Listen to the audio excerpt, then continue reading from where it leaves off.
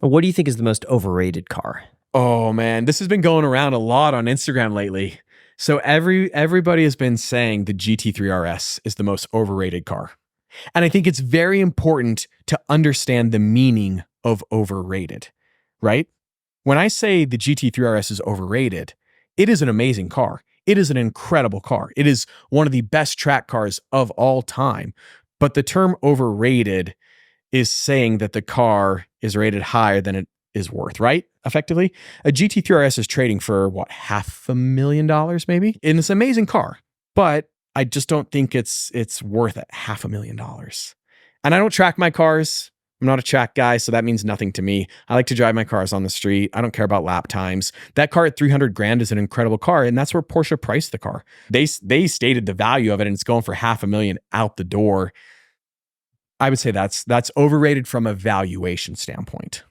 Let's do overrated and underrated for certain cars, all right? Yes. Okay, Cybertruck. I mean, obviously overrated. I mean, like, talk about the biggest gimmick, right?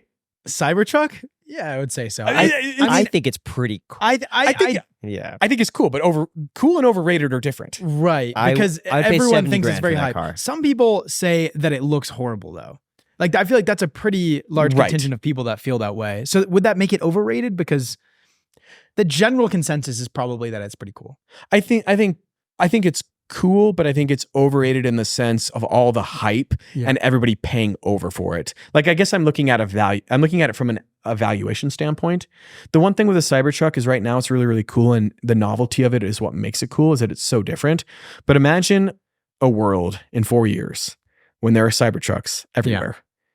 Is the novelty going to completely have worn off, and then we'll see it for how ugly it is? Now, ugly doesn't mean it's not cool, though. The Espada is ugly, but that's cool, I think. Okay, Nissan Z series. I think well, it's weird because so I had the new Nissan Z and I just sold it, and the audience overall wasn't very impressed with it. But I thought it was a really fun car to drive. It was really fast. I thought it looked really good in person. It didn't photograph well. So in a weird way, I would say that car is kind of underrated in a sense, at least the new one. But I just sold it because I didn't like it that much. But it got more hate than it deserved. Does that make sense? Like, it didn't deserve as much hate. It could deserve a little bit of hate, but not as much hate. What about a PT Cruiser? That is probably the worst car I have ever driven in my life. I've driven a PT Cruiser. It's legit. I mean, the build quality on that thing is awful. Why'd they have to make it look like that too? I mean, it was crazy for its time, though. They did a convertible PT Cruiser, bro. You should get one of those. You should get one of those and trick it up. Oh my gosh. What would you do to trick it up? Rims. Drive it off a Grand Canyon? Or lower it. Stance it. I think maybe you guys should do a spinoff channel that's a car channel, and you can start with a PT Cruiser. You guys do that. Huge wing. I've done enough gimmicks. I'm kind of over the gimmick. I had a Jeeperghini. The gimmicks, the PT Cruiser. Yeah. Lamborghini Gallardo. Oh my gosh. One of the most underrated cars. Oh my, especially a manual. It is such a phenomenal car. And that's a good option for an undervalued car too, a manual Gallardo. They just I think that, there's a certain contingency that just loves the new stuff, right? Like, new stuff is always better, always better, always better, always better, always better. But the new stuff has become so mind-numbing. It all feels the same. I mean, you get in a brand new, let's say, Huracan, you get in a brand new 720S, a brand new GT3. They all have, the double clutch transmission. They all have 600 horsepower. They're all perfect. The cars are so dialed in now. They're so good that in a way they don't have as much soul. Like the newer stuff. And you could say that the Gallardo has less soul than a Countach, right? Like, I think as cars, develop and get better and better and better, you lose the soul more and more each time.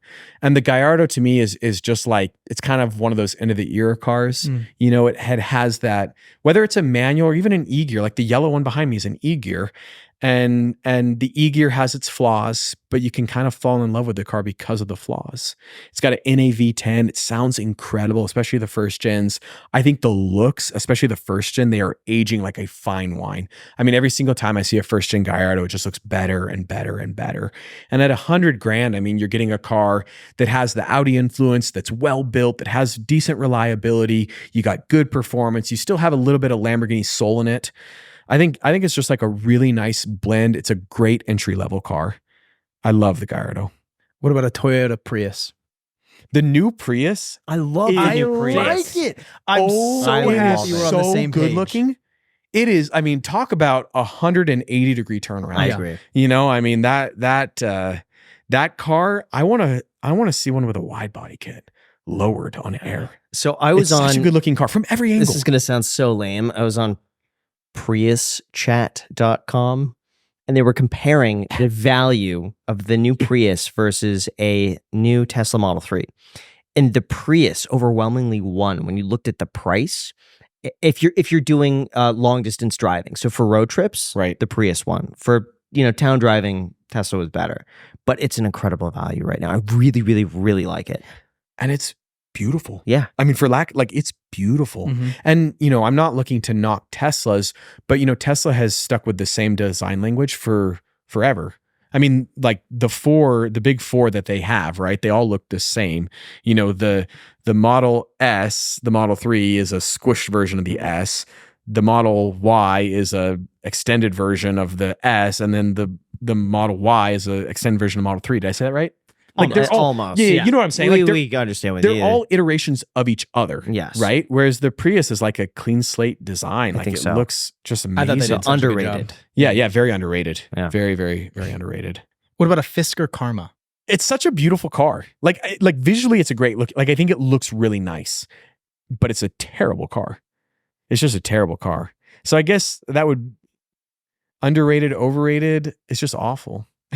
Looks good though. Probably overrated. I guess it'd be overrated. The only thing that people think about rating it high though? Well, they think about Justin Bieber. Well, right, right. Such a long time ago. No, but people still think about it. I feel like when I think of Fisker Karma, I do think of Bieber's Chrome Fisker. There was some video where paparazzi were like following him or something, and the 911 call. And he said he was in a Fisker, and the 911 operator was like, "What?"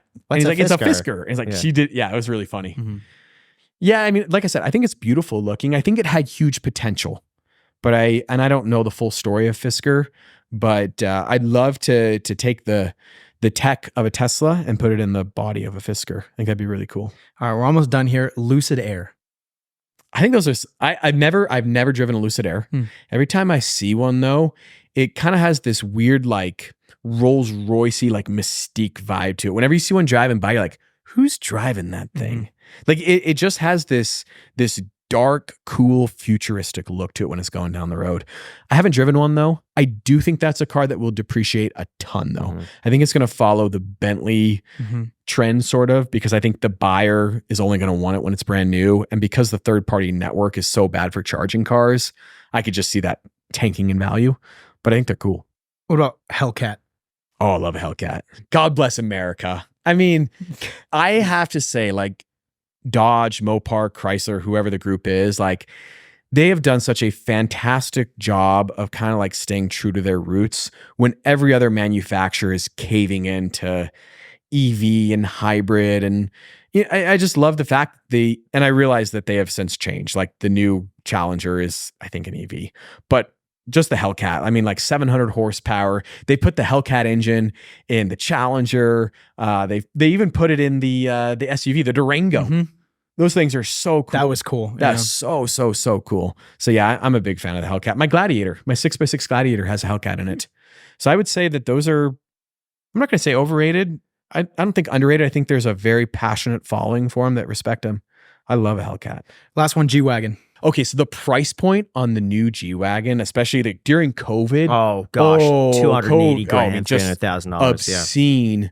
Obscene amount. There's the squareds too, the G squareds. Those are trading for $400,000. At that price point, it's just absolutely out of control. But like an old G squared, you can get for like $170K, or like an older G-Wagon. I like the build quality. Always love Mercedes. I've never actually owned a Mercedes. but I can almost guarantee certainly the first Mercedes I'll ever have will be a G-Wagon. I want to get a squared someday, like the older generation G-Squared. Now, I shouldn't have to tell you this, but December is extremely busy, and as soon as things slow down, all you want to do is relax. That is why our sponsor is Cozy Earth. Their entire mission is to make your time at home as comfortable and relaxing as possible. If you're looking for a gift that actually lands, I couldn't emphasize enough, Cozy Earth is it. Their bedding and loungewear feels way less like a product and really like a true experience. It's so funny. I told my mom Cozy Earth was sponsoring us, and she couldn't believe it. She's like, my absolute favorite pajamas are from Cozy Earth. Can you please get me some more? Now, I'm going off script here, but a few months ago, they sent us their bamboo sheets, and I have to say, they're seriously the most comfortable bed sheets I have ever experienced in my entire life. I'm talking like the best of the best at the best hotels that I've slept in. Don't even compare to the bed sheets we have at home from Cozy Earth. You think I'm exaggerating? I am not. They've ruined every other set of bed sheets that we have because these ones are so comfortable. All I want to do is just go to bed early, and I don't want to wake up in the morning because the bed sheets are incredible. I can't explain it. You have to try it for yourself. It feels like the softest silk you could imagine in the world, and it's just, honestly, it's indescribable because it's just incredible. I'm not even exaggerating. Like, you have to try these out yourself, and you'll see exactly what I'm talking about. And everything comes with a 100-night sleep trial and a 10-year warranty, so gifting it is basically risk-free. So give the gift of luxury this season and go to CozyEarth.com and use code ICH at checkout to get up to 40% off. And don't forget to order by December 12th so you can get Christmas delivery. After that, the code still gets you 20% off year-round, and if you get prompted with a survey, please mention you heard about them here. Guys, I could not recommend their product more. So check out Cozy Earth, again down below in the description. They are the gift that lasts way longer than the holidays. Enjoy.